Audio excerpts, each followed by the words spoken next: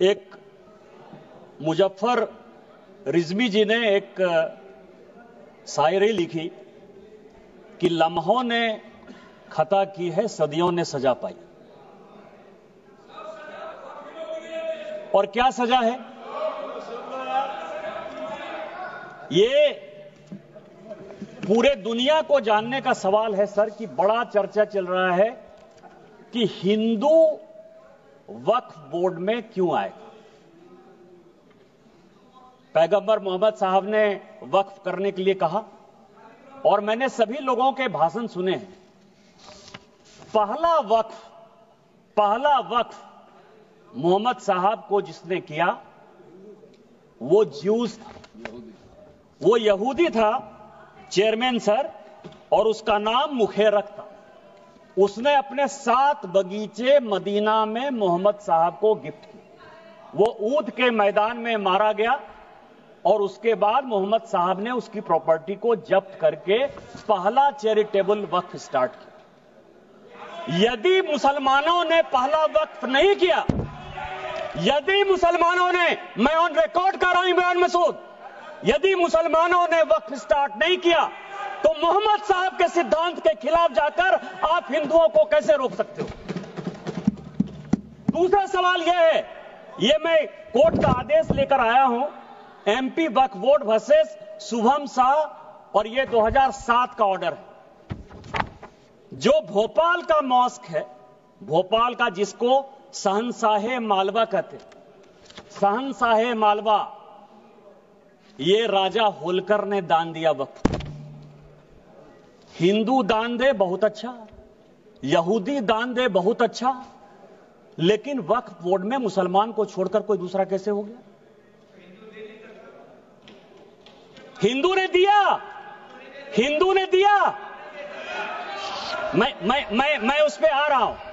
तो मेरा यह कहना है, ये जितने लोगों ने कहा है उन्होंने पूरे दुनिया को झूठ बोला है। यदि वक्फ जियो ने स्टार्ट किया, यदि वक्फ की संपत्ति हिंदुस्तान में राजा महाराजाओं ने दी, तो किसी कीमत पर आप उसको, हिंदुओं को क्यों नहीं मेंबर बनाओगे? दूसरा सर, आज इस देश में फैसला हो जाना चाहिए। माननीय गृह मंत्री जी ने जिस चीज को स्टार्ट किया और जो छुलाकर छोड़ दिया, यहां गोरी आए, गजनी आए और बाबर आए, गोरी आए, गजनी आए और बाबर आए, तीनों लुटेरे के तौर पर आए ना? आप मानते हो कि नहीं? गोरी को और गजनी को आक्रांता मानते हो कि नहीं मानते हो? और यदि मानते हो तो हिंदुस्तान में सभापति महोदय, हिंदुस्तान में पहले वक्फ की शुरुआत गोरी ने की। यदि गोरी ने की, गोरी ने हिंदुओं के संपत्ति को लूटा और उसी में से 2 विलेज, कहां लिखा है? इतिहास है, इतिहास के पन्ने से आप नहीं लड़ सकते हो। यहां हिंदुस्तान में गोरी ने वक्फ की स्टार्ट की, और आज जो है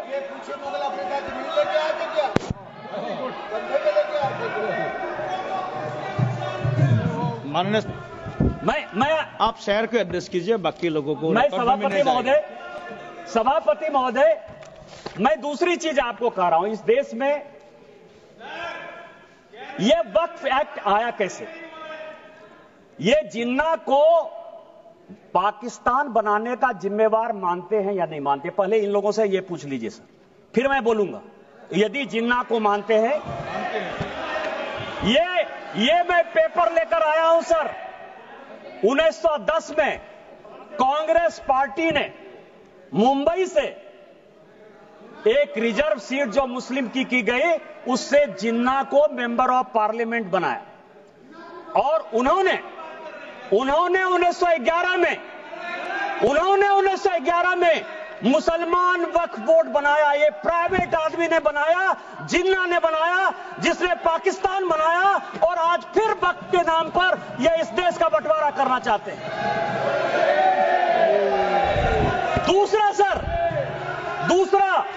दूसरा आजादी के बाद यहां सभी मेंबर ऑफ पार्लियामेंट बैठे हुए हैं। सभापति महोदय, यहां सभी मेंबर ऑफ पार्लियामेंट बैठे हुए हैं।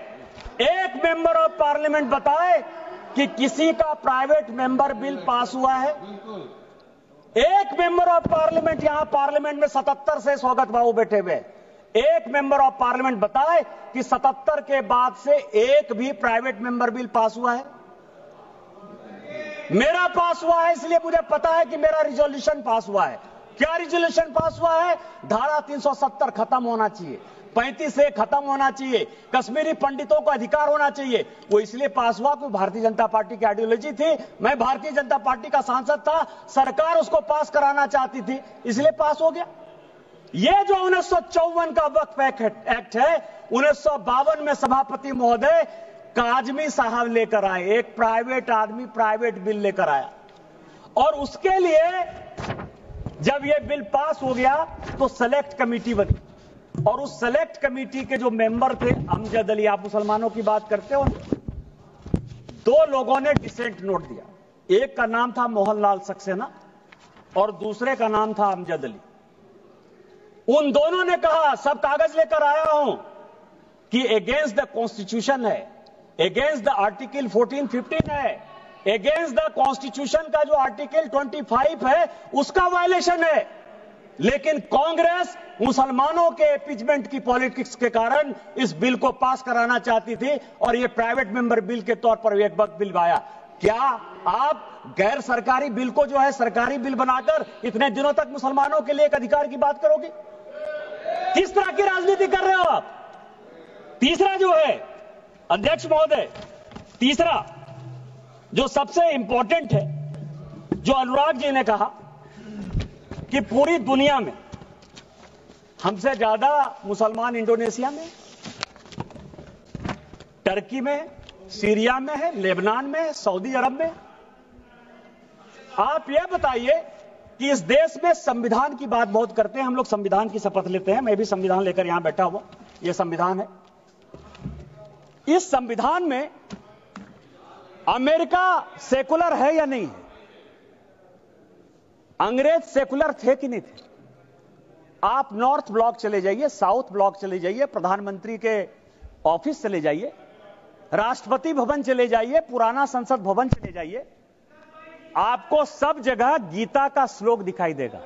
एक चीज उर्दू में नहीं लिखा हुआ है, एक चीज संस्कृत में नहीं लिखा हुआ है। अमेरिका का राष्ट्रपति यदि, बस 4-5 मिनट में खत्म करूंगा, अमेरिका का राष्ट्रपति यदि शपथ लेगा तो वो बाइबिल पर लेगा। सारे मुस्लिम कंट्री के हेड ऑफ द स्टेट यदि शपथ लेंगे तो वो कुरान पर लेंगे। आपने किस तरह का बना दिया कि हम संविधान के ले सकते हैं, गीता पर नहीं हाथ रख के कर सकते हैं, और आपने मुसलमानों को एक अलग कानून दे दिया। ये पूरी दुनिया में कोई मुस्लिम कंट्री भी ऐसा नहीं है जिसने कि वक्फ को इस तरह का अधिकार दिया हुआ है। क्या आप भारत को एक मुस्लिम कंट्री बनाना चाहते हो?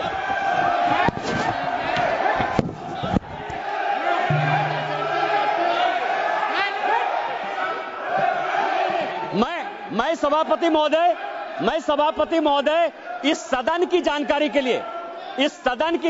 के लिए 1947 में जब जवाहरलाल नेहरू ने शपथ लिया ना प्रधानमंत्री पद का, तो यह संविधान नहीं था।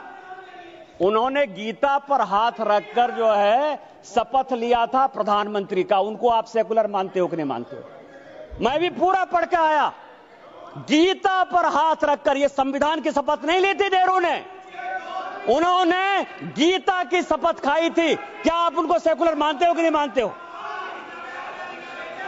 तीसरा सर, यह जो वक्फ है, अभी बहुत चर्चा चली सर कि वक्फ में वक्फ अलग है, रिलीजन अलग है। सुखदेव जी बैठिए। सभापति महोदय, मेरे यहां 12 ज्योतिर्लिंग का एक ज्योतिर्लिंग है। विधानसभा ने कानून बनाया है और उसका सचिव मेंबर ऑफ पार्लियामेंट होने के नाते मैं उसका ट्रस्टी हूं। मेरे पहले जो सांसद थे फुरकान अंसारी, वो उसके ट्रस्टी थे, और अभी 6 महीने पहले तक हाफिजुल हसन एक मुसलमान हमारे बैद्यनाथ ट्रस्ट का सेक्रेटरी है। आप किस तरह की बात कर रहे हो? आपका तो एक उदाहरण दे दो। मैंने दे दिया उदाहरण, मेरा ही उदाहरण है, और आज आप इस तरह की बात करते हो। तीसरा सर, बस चेयरमैन सर, दो चीजें और भी बहुत इंपॉर्टेंट है, मैं लेकर आया हूं सर। एक इवैक्यू प्रॉपर्टी एक्ट बना। जब भारत और पाकिस्तान का बंटवारा हुआ, ये चर्च की ये जो संपत्ति है सर वक्फ की, 39 लाख एकड़ कैसे हो गई और कहां डिस्प्यूट है? जब भारत पाकिस्तान का बंटवारा हुआ सभापति महोदय, तो जो यहां से भारत के लोग पाकिस्तान गए या पाकिस्तान के लोग जो यहां आए, उसमें जमीन का भी आदान प्रदान हुआ और यह तय हुआ, और यह हाउस को जानने वाली बात है कि जो भी पाकिस्तानी यहां से गए उनकी प्रॉपर्टी इवैक्यू प्रॉपर्टी एक्ट में भारत सरकार की होगी। जो 1984 में राजा साहब बता रहे थे कि इवैक्यू प्रॉपर्टी एक्ट को क्या किया, पाकिस्तान में जाकर जो यहां से भाग के चले गए सर, जो कि इवैक्यू प्रॉपर्टी एक्ट या एनिमी प्रॉपर्टी एक्ट हो सकता था, उन सबों को पाकिस्तान जाकर उन लोगों ने कहा कि यह वक्त की संपत्ति है, क्या आप एनिमी प्रॉपर्टी को, और मैं होम मिनिस्ट्री के 5 आदेश लेकर आया हूं कि यह इवैक्यू प्रॉपर्टी एक्ट है और यह वक्फ ने ले लिया है, यह इलीगल है, यह कानून का। आपको पता है जो बात कहा, आपको यह धर्म की बात करते हैं सर, वक्फ ने आईटीसी विंडसर बेंगलोर, ये पूरे समाज को आईटीसी विंडसर बेंगलोर वक्फ की प्रॉपर्टी है, 5 स्टार होटल को दे दिया। वहां जो है सुअर लोग खाते हैं। किस वक्त की बात करते हो? किस वक्त की बात करते हो? 12,000 किराया देता है, 50,000 किराया देता है।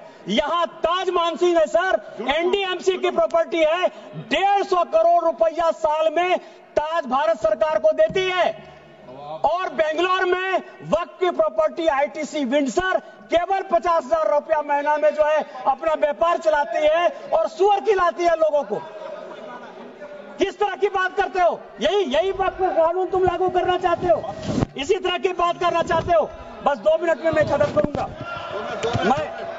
मैं केवल ये करूंगा कि यहां तेलंगाना गवर्नमेंट है सर, तेलंगाना में ये और भी जानने की बात है, हैदराबाद में यहां बहुत आंध्र प्रदेश आंध्रा के हैं, म्युनिसिपल कॉर्पोरेशन आंध्रा ने 20 साल तक टेंडर फाइनल नहीं हुआ, क्योंकि जो राजा की संपत्ति थी, जो कि भारत सरकार या तेलंगाना सरकार की संपत्ति होती, उसको वक्फ ने ले लिया। यह सुप्रीम कोर्ट का आदेश है। सुप्रीम कोर्ट ने यह कहा कि 50,000 की प्रॉपर्टी, कम से कम 1500 एकड़ जमीन हैदराबाद शहर में जबरदस्ती वक्फ ने ले ली है। क्या इसी तरह का कानून आप लागू करना चाहते हो? मैं अंत में यही कहूंगा कि चाहे एनिमी प्रॉपर्टी हो, चाहे इवैक्यू प्रॉपर्टी हो, वो भारत सरकार की प्रॉपर्टी है और आप ये वक्फ के नाम पर नफरत फैलाने की कोशिश करते हो। आपने जो है इस देश को वोट बैंक की पॉलिटिक्स में मुसलमान की पॉलिटिक्स बना दिया है। हिंदुओं से आपका कोई लेना देना नहीं है। मैं अंत में केवल यही कहूंगा कि मैंने समंदर से सीखा है जीने का तरीका, चुपचाप से कहना, बहना और अपनी मौज में रहना, और अपनी मौज में भारतीय जनता पार्टी आगे बढ़ेगी, वक्त को पास करेगी और हम जो है हिंदू मुस्लिम के बंटवारा को नहीं होने देंगे, एक अलग देश नहीं बनने देंगे और इस कानून को पास कराएंगे। और संविधान का जो आर्टिकल 49 है, जो ये कहता है कि कोई भी प्रॉपर्टी जो भारत सरकार की है, एएसआई की है, उसका रखरखाव भारत सरकार करेगी। हम एएसआई की संपत्ति आपको नहीं लेने देंगे। ये संविधान की रक्षा करेंगे, भारत की रक्षा करेंगे और माननीय प्रधानमंत्री जी के रहते सबका साथ सबका विकास के मापदंडों पर खरा उतरेंगे। इन्हीं शब्दों के साथ जय हिंद, जय भारत। धन्यवाद। माननीय सदस्य आबू ताहिर खान जी। आबू ताहिर खान।